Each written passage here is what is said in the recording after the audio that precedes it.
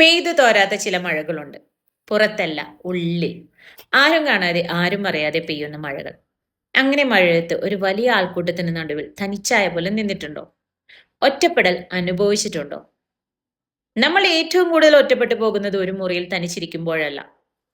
1000 മനുഷ്യരുടെ നടുവിൽ നിൽക്കുമ്പോഴും നമ്മളെ മനസ്സിലാക്കാൻ അവിടെ ആരുമില്ലെന്ന് തിരിച്ചറിയുന്ന നിമിഷത്തിലാണ്.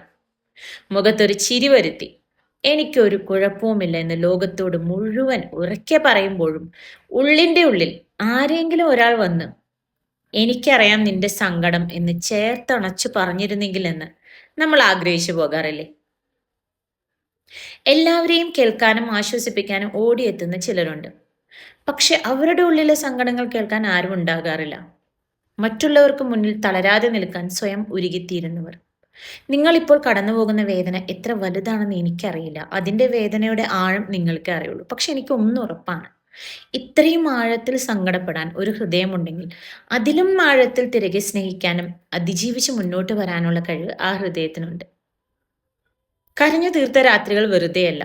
അത് നാളെ വരാനിരിക്കുന്ന വലിയൊരു വെളിച്ചത്തിലേക്കുള്ള വഴിതെളിക്കലാണ്. വീണു പോയിടത്ത് നിന്ന് എഴുന്നേൽക്കുക. കാരണം ഈ ലോകത്ത് നിങ്ങളെപ്പോലെ മറ്റൊരു വ്യക്തിയില്ല.